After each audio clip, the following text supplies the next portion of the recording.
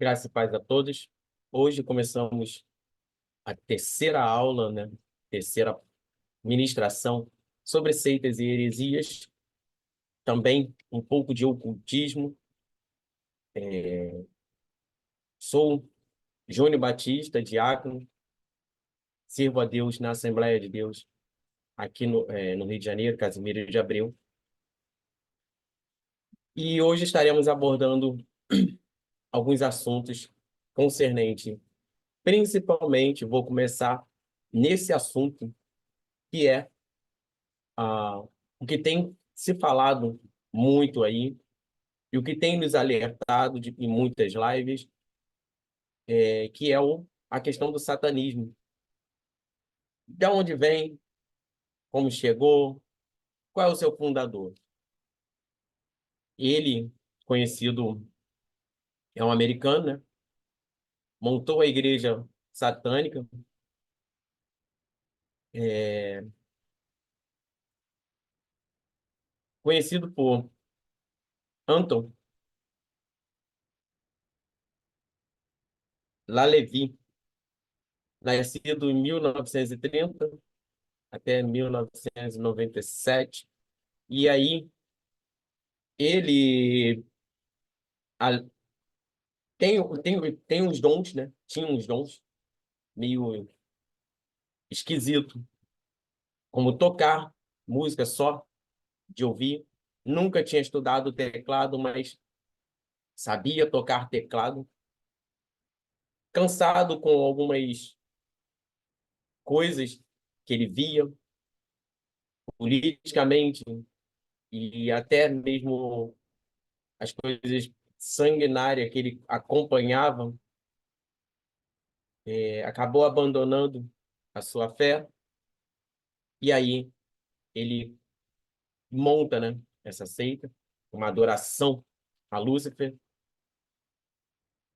é, como se tivesse contradizendo tudo o que é Deus, e pelos motivos dele acompanhar os assaltos, as coisas acontecendo, e ele achar que Deus tem culpa nisso. Mas aí eu quero colocar alguns pontos que bem práticos sobre a teologia satânica. Uma delas é a importância do feriado que é comemorado aí nos Estados Unidos, o aniversário de Satanás, que é 30 de abril. E o não menos importante é o Dia das Bruxas, também comemorado um dia anterior, que é 31, dia anterior não, no mês de outubro, 31 de outubro. E ambos são igualmente comemorados. Olha a importância que isso toma. Com isso, vai se usar várias coisas, vários misticismos, vários rituais. Tem, entre vários livros aí, a Noiva do Diabo, entre outros mais. E temos aqui os livros feitos por esse homem. A Bíblia Satânica, Rituais Satânicos, os livros mais importantes. A Bruxa Satânica e o Caderno do Diabo. Enquanto, oi, enquanto a igreja começou -se a atentar a esse ponto, a igreja começou -se a atentar para o satanismo, o como ele estava chegando com larga escala, e principalmente no tempo de agora, que temos falado muito sobre esse assunto. E por que estamos falando muito sobre esse assunto agora? Depois de muito tempo. É porque começou a explodir muitas coisas. Quanto tempo vem se comemorando o Dia das Bruxas? Há quanto tempo tem os rituais e não chegaram até a nós? Eu fui me inscrever para ser professor do curso de teologia e falei um pouco sobre isso. Foi ontem. Eu falei um pouco sobre isso. O grande problema é, até mesmo nos cursos, ou dentro da igreja, abordamos muito pouco sobre esse assunto. Ou não abordamos nada. E por que não abordamos? Muitas das vezes por medo e muitas das vezes por não conhecer, por não se aprofundar. E com isso, entra no nosso meio algumas heresias, alguns ditos, principalmente quando é falado no microfone, os ditos populares tomam força, ganham espaço.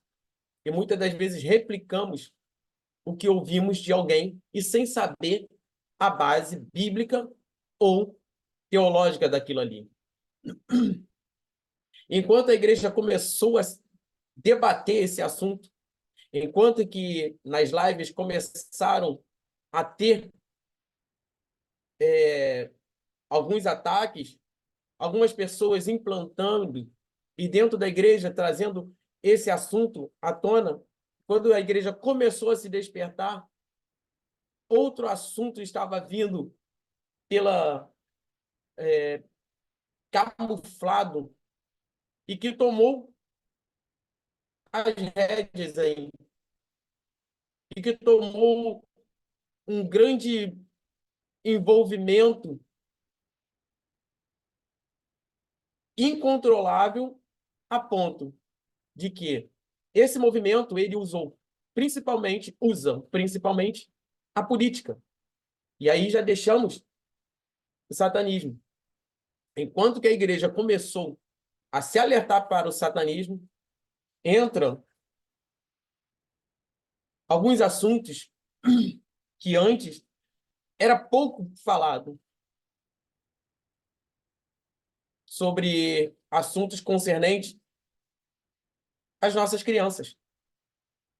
E voltando ao satanismo,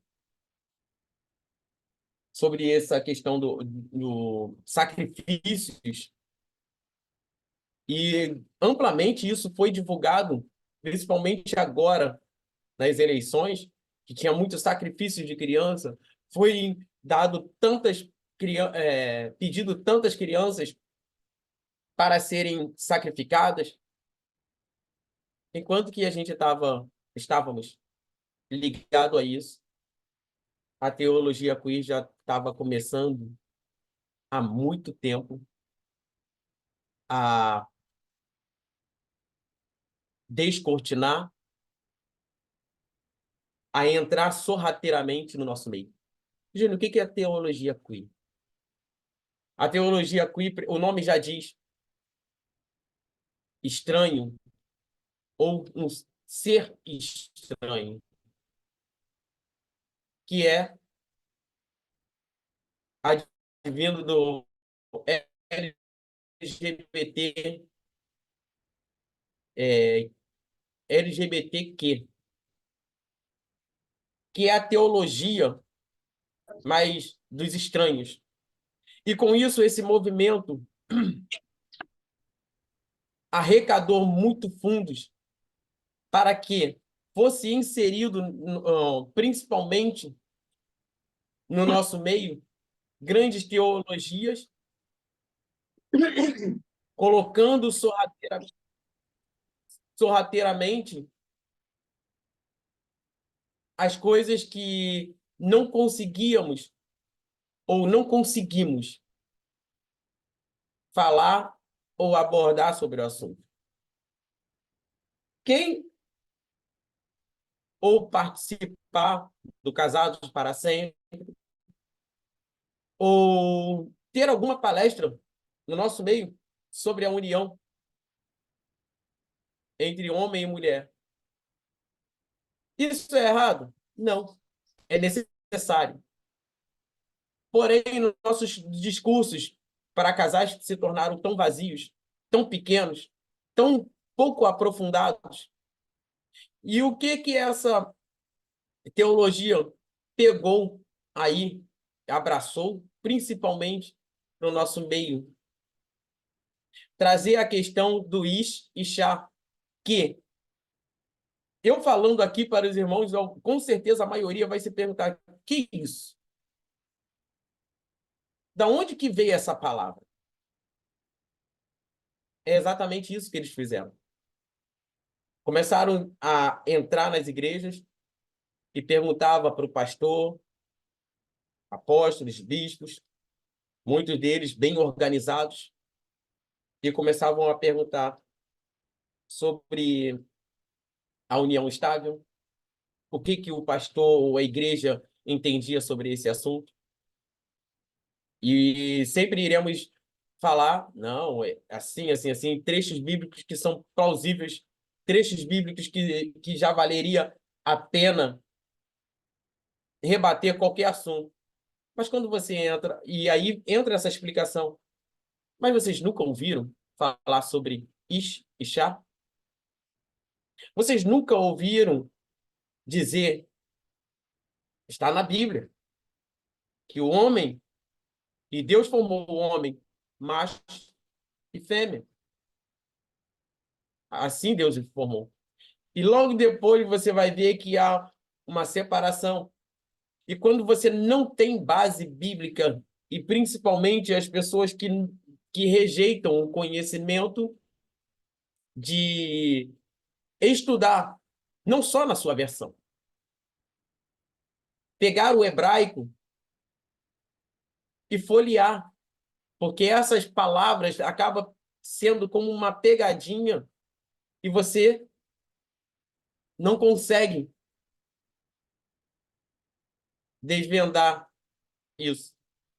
E quando eles, a maioria vão explicar sobre essa separação de Ish e Ishá, o homem, a mulher tirada da costela,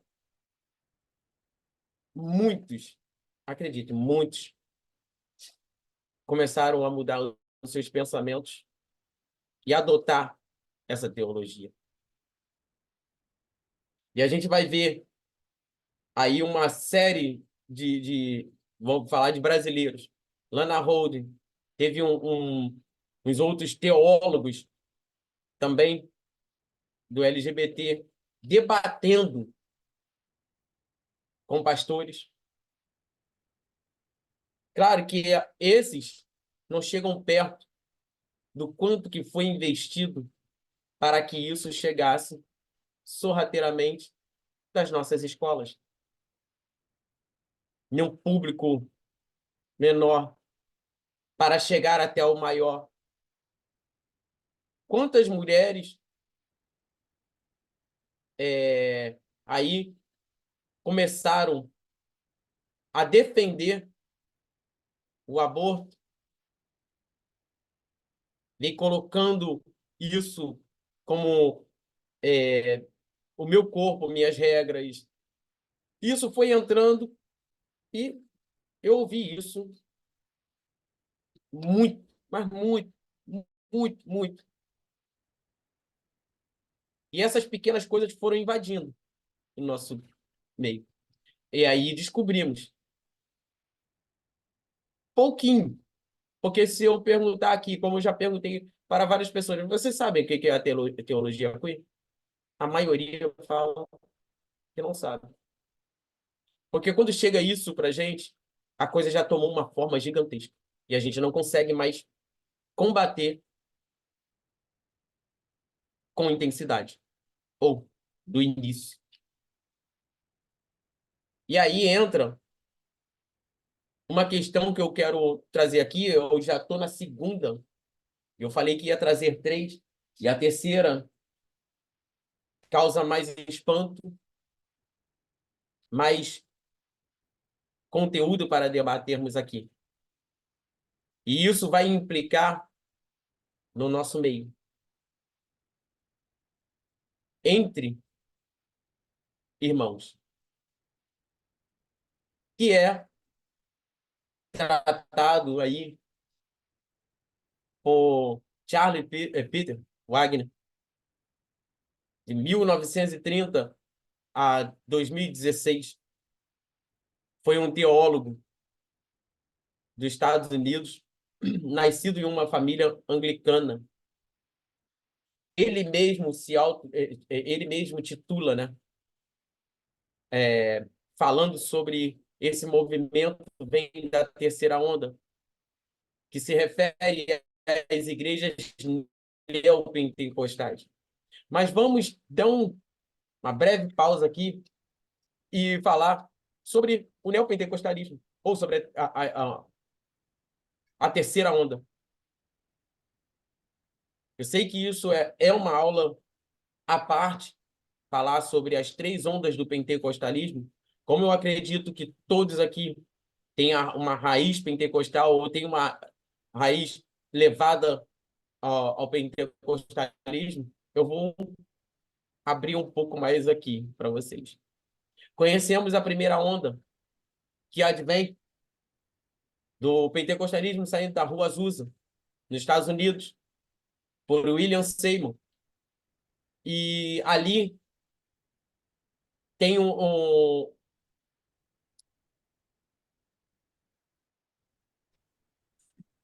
uma, um chamado, o pentecostalismo clássico, que dá a conhecer por quê? Por causa do avivamento e trazendo algumas características nele, que é falar em línguas estranhas, avivamento e falar sobre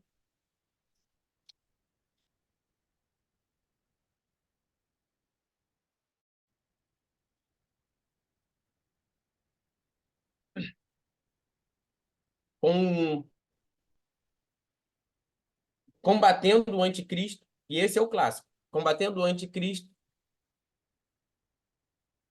tendo em suas bases ali o batismo com o Espírito Santo, como evidência de falar em línguas estranhas, continuidade dos demais dons espirituais e crença na volta iminente de Cristo. Esse é o pentecostalismo clássico, da primeira onda. E chega ao Brasil com a congregação cristã no Brasil e depois as Assembleias de Deus, por quem conhecemos que vem dos suecos, Daniel Berg e Gunnar Wien.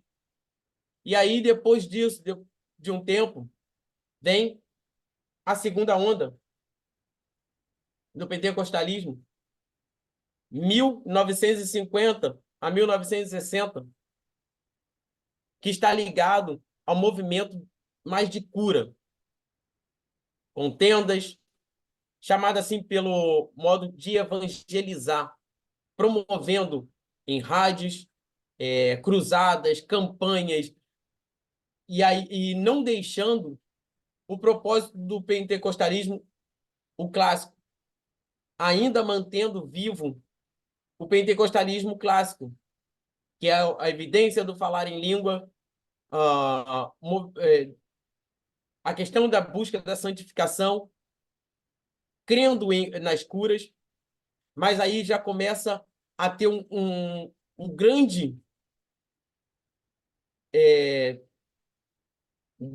desdobrar, né, nas línguas estranhas, no movimento com o Espírito Santo, aonde começaram a colocar também o movimento como o batismo com o Espírito Santo, como o batismo no riso, batismo de alegria, né? O sentir o Espírito Santo, muitas das vezes, ficar só rindo, e outras coisas a mais veio junto, dando essa ênfase principalmente na cura. Mas vem a terceira onda. E o que essa terceira onda vai falar? Que aí já é o neopentecostalismo. E é o que estaremos falando nesse desse tema. O neopentecostalismo dando ênfase na prosperidade e nos rituais de exorcismo, apesar de também pregar a cura divina. E nesse neopentecostalismo, toda a ênfase dele está no capital, no dinheiro. E com isso, eles trazem para nós a questão do objeto de fé, que foi falado aqui, se eu não me engano, na primeira ou na segunda aula, sobre a questão do objeto de fé. Ter algo a partir de alguma coisa que você precisa fazer. E exatamente essas pessoas vão usar isso com um grande empenho que vai manipular muitas pessoas. E até hoje, a gente vê isso. E já não é só nessas igrejas intituladas neopentecostais. A gente vê no nosso meio. Água. Bota aí em cima. Começou nessa a onda do botar em cima da geladeira, orar em cima da televisão e você orar. Isso é chamado objeto de fé. Por que objeto de fé? Porque eu preciso ativar a minha fé mediante alguma coisa que vai provar para mim que eu serei curado porque eu estou bebendo isso. Acontece um milagre? Acontece. Não foi por causa da água. Não foi por causa do azeite que você bebeu. Não foi porque você, sei lá, fez alguma coisa. E sim porque o Senhor liberou a cura para você. E vai ter um pastor desse neopentecostal que ele vai falar. Vai ter um diálogo ali com um rapaz e ele vai falar, não, tem pessoas que precisam disso. E o rapaz vai falar, essa pessoa que precisa, então ela não acredita. Não é? Ele mas aí precisa ser usado. Tem gente que vai ter que ter a Bíblia aberta no Salmo 91 para acreditar que aquilo ali vai espantar todos os males. E aí você não pega para ter uma vida de santidade. Você não ora, basta ter a Bíblia aberta e está tudo certo. Basta eu fazer campanhas excessivas e as pessoas comprarem rosa para levar para casa, comprar azeite, chave do céu, comprar portas no céu. E isso foi um movimento que veio crescendo, uma onda que veio alastrando, como se quase imparável. E muitas pessoas têm se alertado hoje para isso. Têm se alertado. Mas aí mora um outro perigo, porque isso não para. Aí a gente nessa mesma onda, mostrando sobre o objeto de fé, sobre as manipulações na nossa psique. E eu tenho falado muito isso, as nossas pregações já não são mais pregações cristocêntricas. Elas já não são pregações que tenham conteúdo explanatório da palavra de Deus. E sim, o sensacionalismo, o motivacional para nossas vidas. O que quer dizer com isso? Se me chamam para um congresso, eu sempre uso essa fala. Se me chamam para um congresso de mulheres, o que eu vou falar para mulheres? Ana e Penina. Porque eu vou mexer no psicológico da mulher. E a maioria da pregação não é explanando em cima do assunto de Ana e Penina.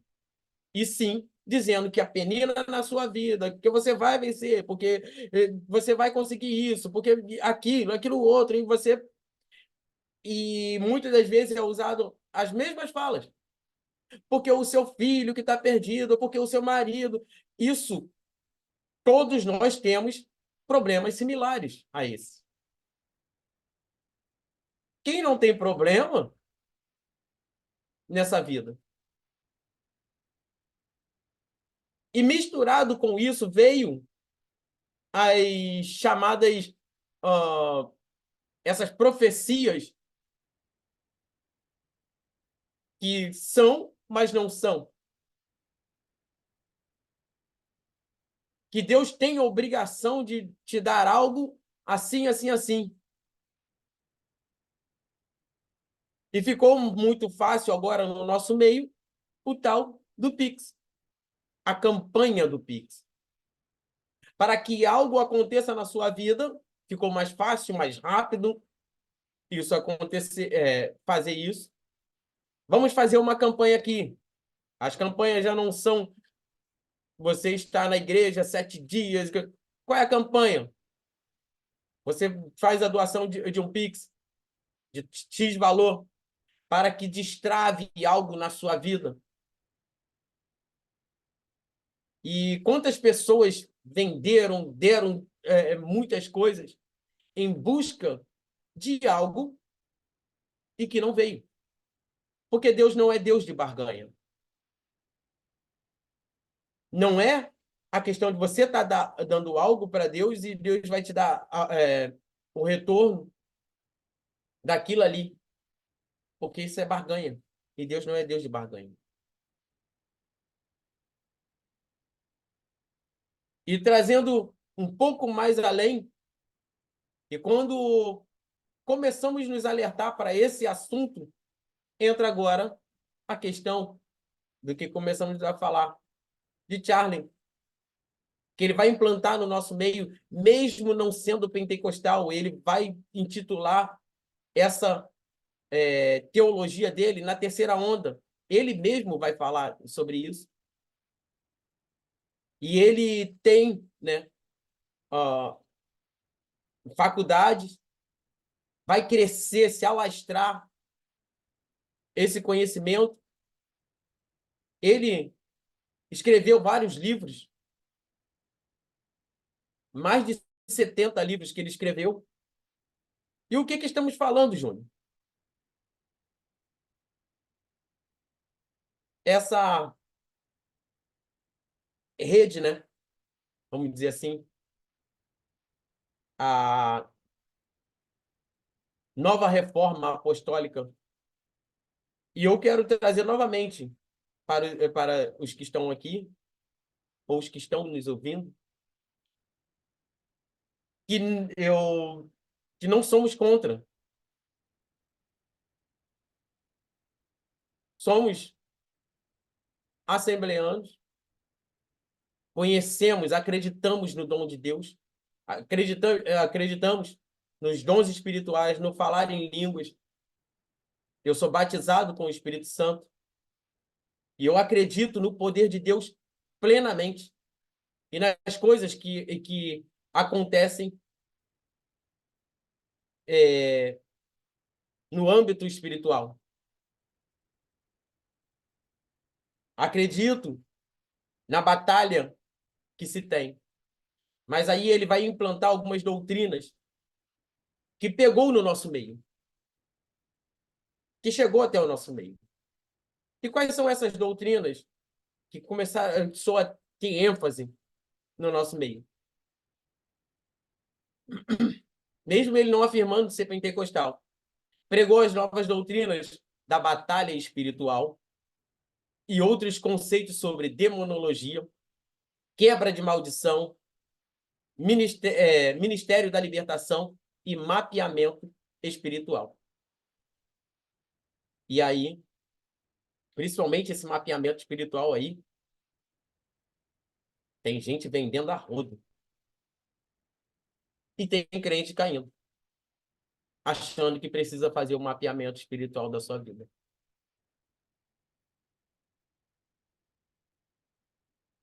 Isso você acaba tirando Deus da centralidade E esse mapeamento ele vai se basear desde a sua gestação até o local que você mora, como é que você foi criado, como é que se deu até esse exato momento que você procurou esse líder, e a partir daí você está sobre a proteção espiritual desse líder. E muitos deles te alertam que você não pode sair dessa cobertura espiritual, porque supostamente eles vão te desligar dessa cobertura, e aí você não tem acesso a mais nada. E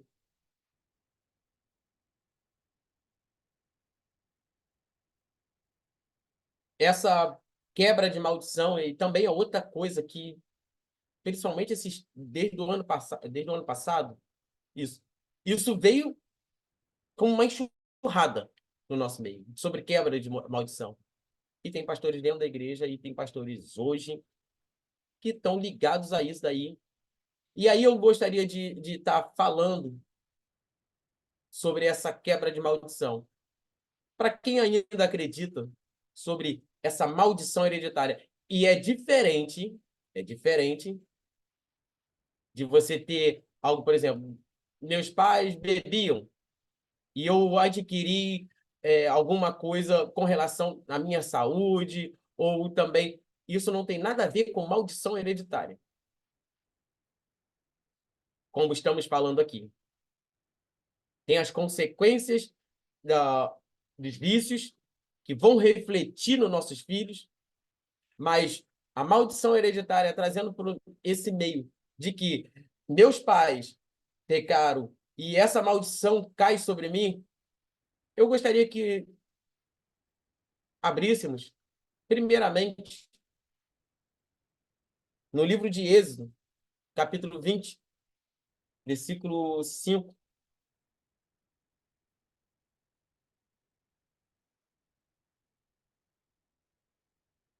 Quem puder.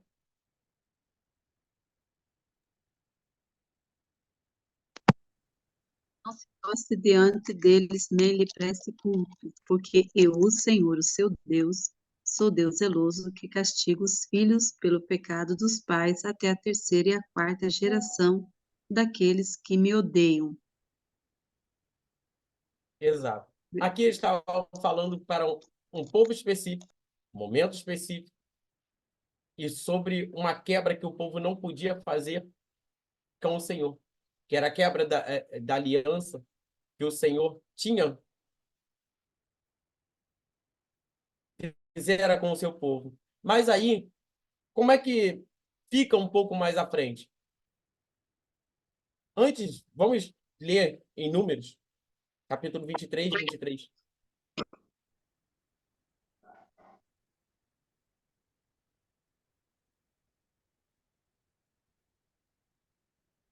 Números 23, 23. Posso ler? Amém.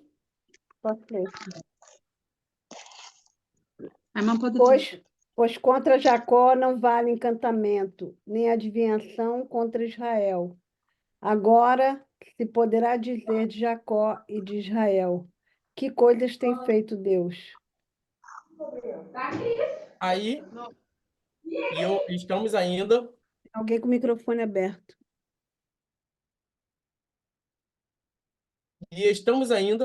lá atrás. E Deus já vai falar que contra Jacó não há encantamento. Mas vamos seguir. Abra em Ezequiel, capítulo 18, versículo 1. Vai até o 25, mas vamos reduzir ele. Ezequiel, capítulo 18. E depois Isaías 53, 4 e 5.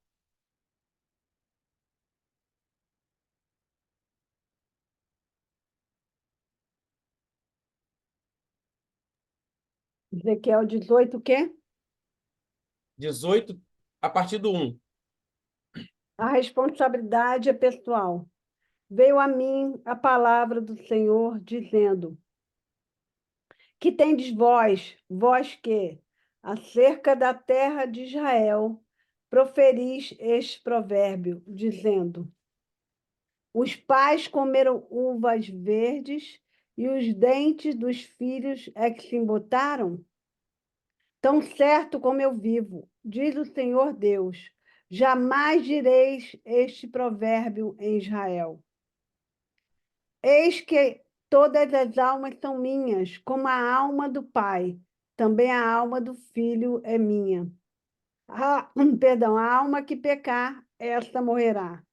Sendo, pois, o homem justo e fazendo juízo e justiça, não comendo carne sacrificada nos altos, nem levantando os olhos para os ídolos da casa de Israel, nem contaminando a mulher do seu próximo, nem se chegando à mulher na sua menstruação, não oprimindo a ninguém, tornando ao devedor a coisa penhorada, não roubando, dando seu pão ao faminto e cobrindo ao nu com vestes, não dando seu dinheiro à usura, não recebendo juros, desviando a sua mão da injustiça e fazendo verdadeiro juízo entre homem e homem, andando nos meus estatutos, guardando os meus juízos e procedendo retamente, o tal justo certamente viverá, diz o Senhor Deus. Para continuar? Até aí, até aí. Mas aí, até mesmo no começo, a gente já vê que vai falar: esse provérbio não será mais dito em Israel, que os pais comeram a uva verde e os dentes dos filhos enrijeceram. É isso que está falando, é isso? Não haverá isso, porque se o pai comeu, o pai que vai sofrer. Ou se eu pecar, o meu filho não sofrerá pelo meu pecado, e sim eu vou pagar pelo meu pecado. Então já cai por terra essa questão da maldição hereditária aí. Mas antes de passar para o Fabiano, que eu acho que está aqui na sala, eu gostaria de uma palavrinha dele. Eu gostaria que vocês abrissem em Isaías, capítulo 53, 4 e 5. Tomou sobre si as nossas enfermidades e sobre si levou as nossas doenças. Contudo, nós o consideramos castigado por Deus, atingido por Deus e afligido. Ele, porém, foi traspassado por causa das nossas transgressões e esmagado por causa das nossas iniquidades. O castigo que nos trouxe a paz estava sobre ele, e pelas suas feridas fomos curados. Amém. É Esse outro, texto, né? é outro. O castigo que nos trouxe a paz, quem tem paz nessa terra? É o que falava bonito. Falava aqui. Isso não é sempre, olha. Amém. Esse versículo já fala por si que o Senhor tomou as nossas dores, nossas enfermidades, o castigo que nos traz a paz estava sobre ele. E Romanos, capítulo 8, eu já vou passar aqui para o Fabiano. Romanos, capítulo 8, versículo 1.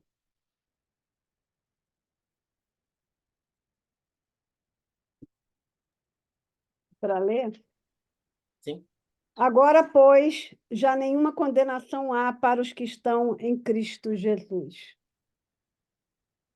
Porque a lei do Espírito da vida em Cristo Jesus te livrou da lei do pecado e da morte.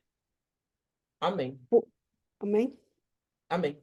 É exatamente isso. Nenhuma condenação lá. Porque em Cristo Jesus foi ali toda essa maldição. E vai dizendo a Bíblia que maldito é todo aquele que subir no madeiro. E Jesus se fez maldito por nós, levando toda a culpa, levando todos os problemas. Ah, Júnior, mas tem aí os que não são crentes. Sim, e eles acarretarão maldição em cima de maldição. Eles terão essa questão de colocar aqui um exemplo. Deitou-se com uma mulher. Ele vai levar, seja ela, sendo ela prostituta, ele vai levar essa herança por um bom tempo. Até porque, eu até esqueci de falar, ah, que essa aliança, a gente trata muito casamento sobre uma ótica, da aliança no dedo, que tem o seu simbolismo. Mas o nome aliança, berit, no hebraico, ela vai falar sobre questão de sangue. Cortar com sangue, cortar com derramamento de sangue. Isso é, a maioria dos pactos feitos são tratados de sangue. E assim é também homem e mulher. Em sua relação, há esse micros partículas de sangue ali na relação. E vai falar muito sobre isso, sobre essa questão que você traz um pouco da pessoa e se torna uma só carne. Então, quando você deita com uma prostituta, você é prostituta junto com ela. Se você comete um pecado, esse pecado vai acarretar na sua vida. Agora, quem está em Cristo, nova criatura é.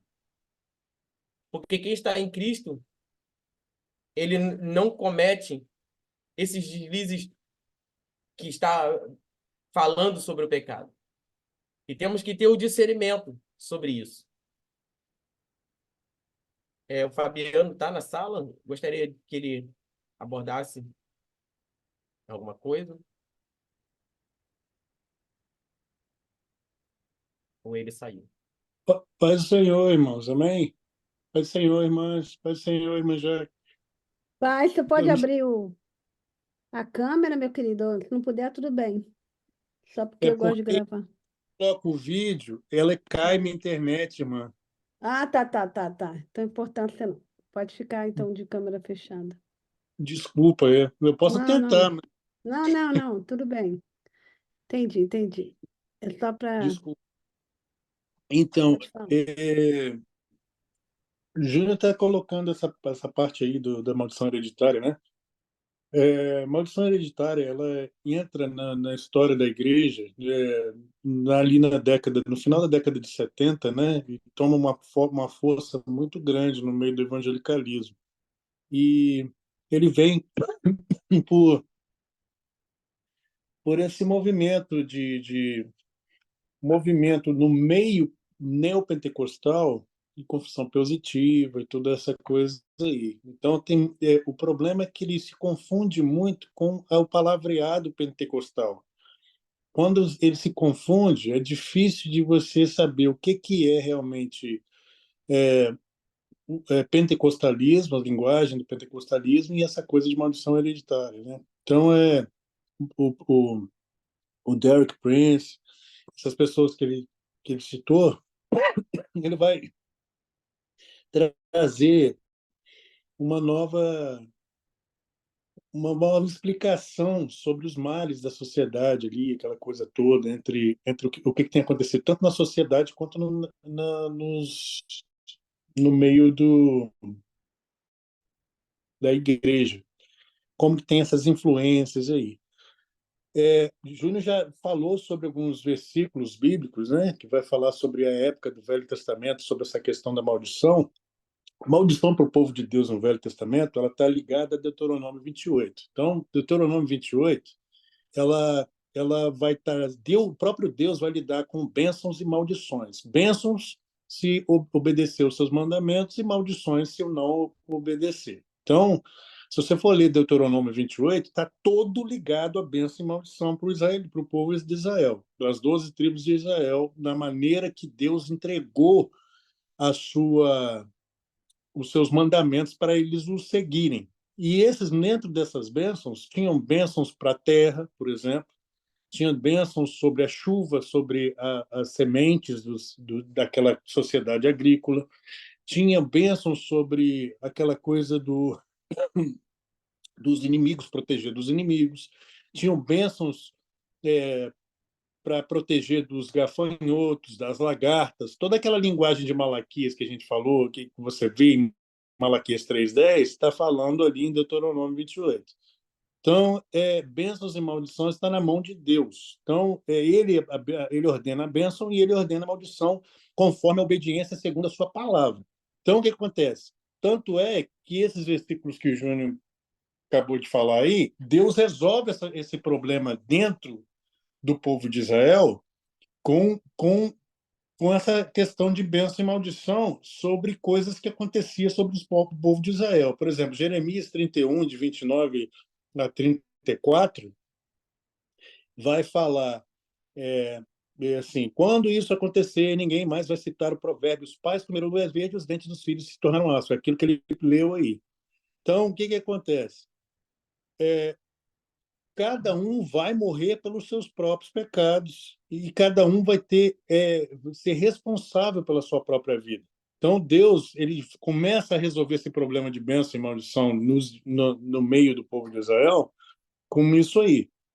Então, em Ezequiel 18:20, por exemplo, você vai ver que vai estar falando assim: a pessoa que peca é aquela que morre. Então, a criança não será punida pelo pecado dos seus pais e os pais não serão punidos pelos pecados dos seus filhos.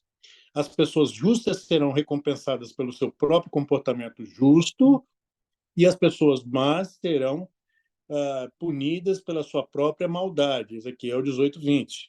Então, o que acontece? Ali, Deus, no Velho Testamento, já está resolvendo essa coisa com Israel.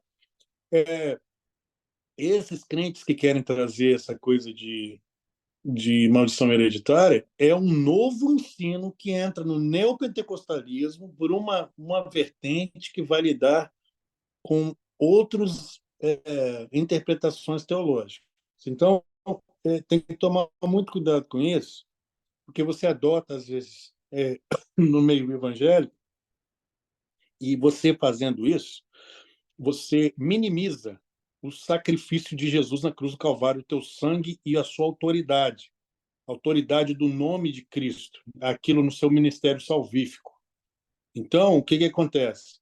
Isso é muito sério se você olhar nessa parte bíblica, porque ali, como Ezequiel diz ali em 18:20, ele vai mostrar que cada um é responsável pelos seus próprios pecados e é que a gente deve carregar a punição pelas transgressões que a gente mesmo comete. Mas a gente não pode dividir a culpa com outra pessoa e nem outra pessoa vai se responsabilizar pela nossa própria culpa, né? E aí o que acontece? Só uma pessoa realmente que pode fazer essa carregar os pecados de uma outra pessoa, que é o que um dos versículos que o Júnior mesmo falou. Mas o versículo, por exemplo, no Novo Testamento que vai lidar com isso aí, você pega 2 Coríntios 5:21, onde é pecado por nós, Deus. Então, o que acontece? Isso aí, como que isso funciona na justificação do pecador? Como que Deus fez Jesus pecado? Jesus, o que ele quer dizer com isso? Em que sentido que Deus fez Jesus pecado? É só apenas em um sentido. Ele tratou como se ele tivesse cometido todos os pecados da humanidade, já cometidos por pessoas que já acreditaram no seu nome, quando, na verdade, ele não cometeu nenhum desses pecados. Mas, pendurado ali na cruz, ele era santo, inofensivo, imaculado, o Cordeiro de Deus ali pendurado no Calvário, né? Ele nunca foi pecador, nem por uma fração de segundo, mas Deus olha para isso, para esse sacrifício, Deus está tratando ali de colocar na forma mais prática aqui para a gente entender, é como se ele tivesse vivido a minha vida. Jesus está vivendo, está pagando aquele pecado como se está pagando aquele pecado como se estivesse vivendo a minha vida, sendo que ele não cometeu pecado nenhum. Então, essa doutrina da substituição, Deus pune Jesus pelo meu pecado, dá a meia volta e me trata como se eu tivesse vivido a vida de Jesus. Essa é a doutrina da substituição.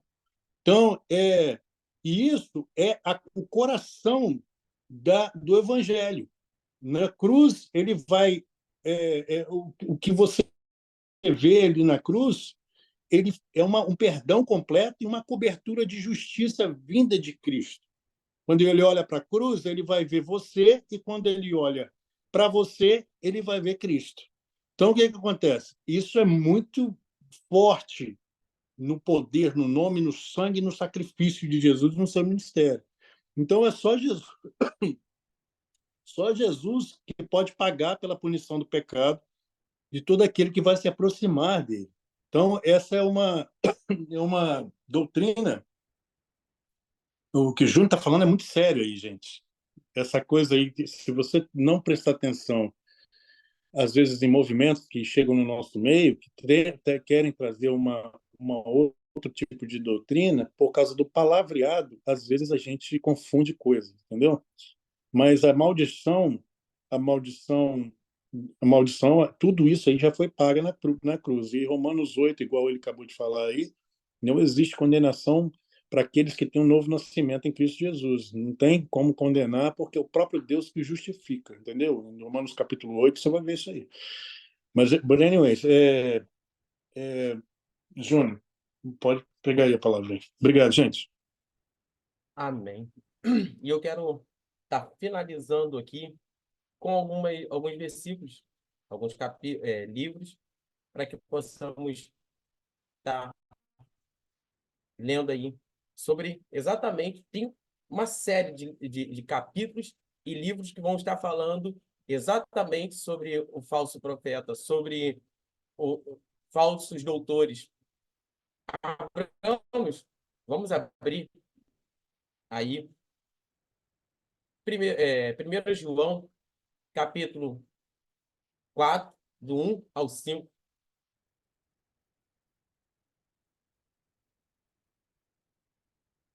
E depois, 2 Timóteo 4, 3.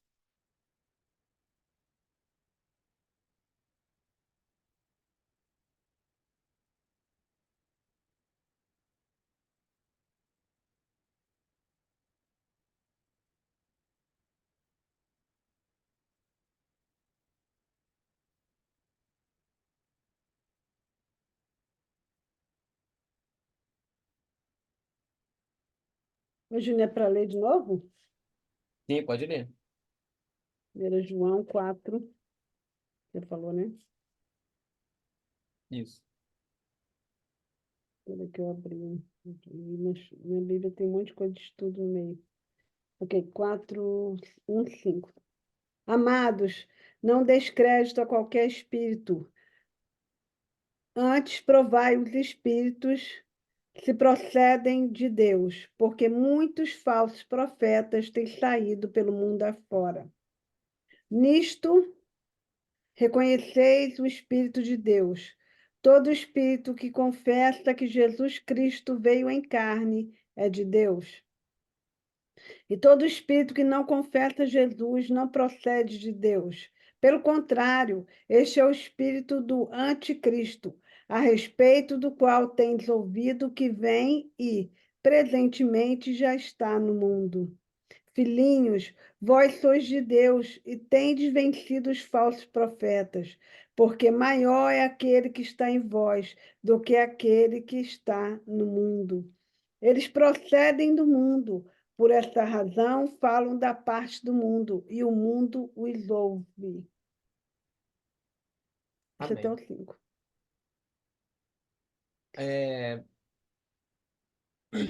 Para vocês verem, e eu quero estar lendo aqui também em 1 Timóteo 4, do 1 e 2. Ó, mas o Espírito expressamente diz que nos últimos tempos apostatarão alguns da fé, dando ouvido a espíritos enganadores e doutrinas de demônios, pela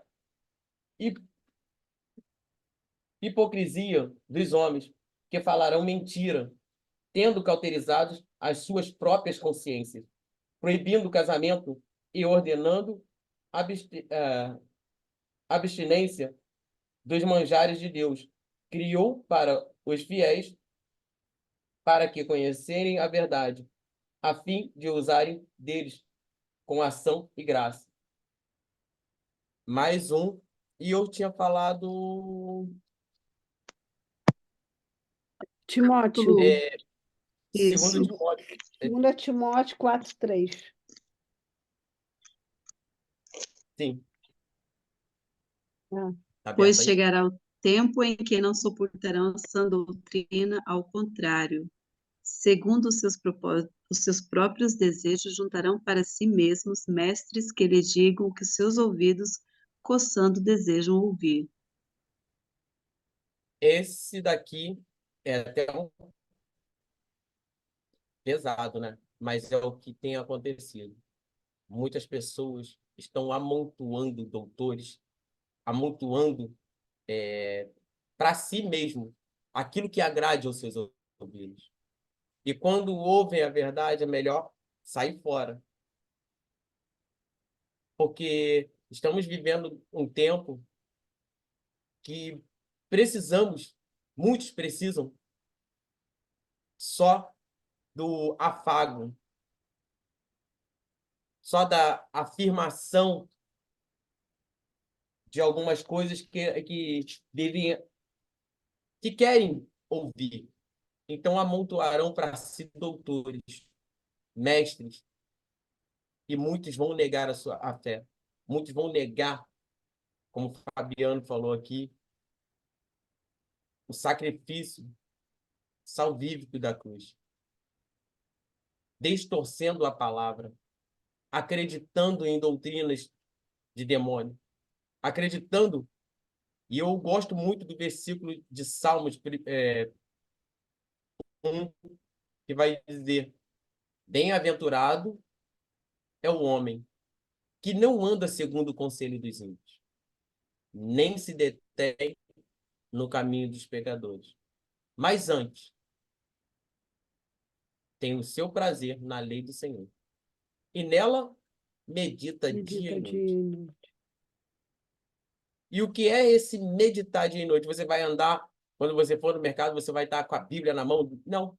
Aquele trecho que você leu, você vai estar remoendo ali, ó. Vai estar minuciosamente trabalhando isso dentro de você. Para que isso não caia no nosso consciente, errarmos quando ouvir.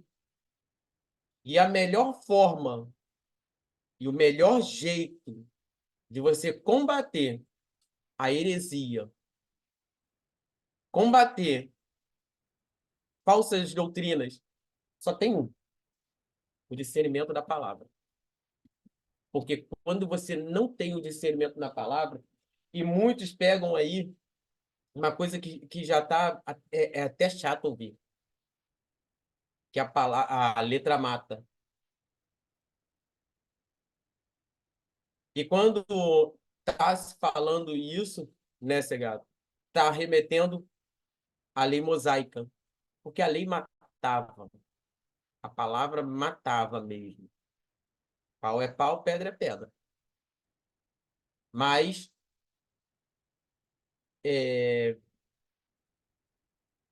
erroneamente cometem essas distorções bíblicas. E a maioria desses que vem trazendo novas doutrinas, eles não gostam das pessoas que leem.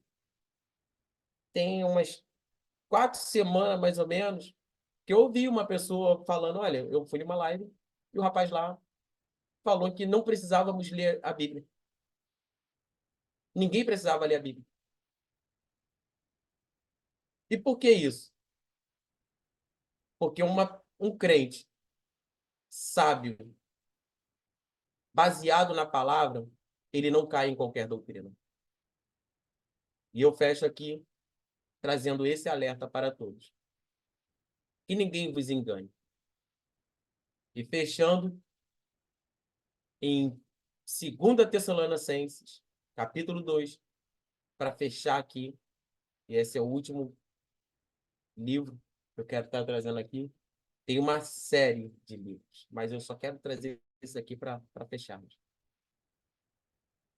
2 Tessalonicenses, capítulo 2, versículo 3 e 4. Amém. Alguém quer ler ou eu leio? Abri. 2, 3, 4. Foi o que você falou? Segunda É isso aí. Tessalonicenses 2, 3 e 4. 2, 3 e 4. Ok. Estava lá e saí. Ok. Ninguém de nenhum modo vos engane, porque isto não acontecerá sem que primeiro venha a apostasia e seja revelado o homem da iniquidade, o filho da perdição, o qual se opõe e se levanta contra tudo que se chama Deus ou é objeto de culto, a ponto de assentar-se no santuário de Deus, ostentando-se como se fosse o próprio Deus. Não vos recordais de que ainda convosco eu costumava dizer-vos estas coisas? E agora sabeis o que detém, para que ele seja revelado somente em ocasião própria. Era só 2, acho que eu dei mais do que 2. Exato. Era 3 e 4 só. Não, mas foi válido. Na verdade, vocês podem estar lendo até o 10 aí. Tudo que eu Para ler? falar Gente, aqui. só um ponto aqui sobre essa coisa da letra mata, ok?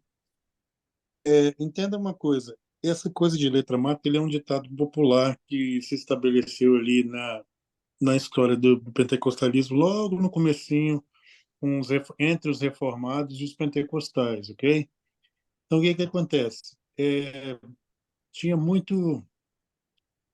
como os pentecostais, eles buscavam os seus pilares, que era a santificação, oração, que era os dons do Espírito Santo, e falava da volta de Jesus. Esses são os pilares do pentecostalismo, ok? Então, quando tinha essas quatro coisas neles, nos reformados, nas igrejas reformadas, tipo batista, metodista, anglicana, naquela época, eles eram muito acadêmicos. Então, o que que acontece? Tinha um problema muito grande entre os dois julgarem uns os outros. E tinham guerras até de, de literatura entre os reformados também, entre os campos reformados. Então, o que acontece?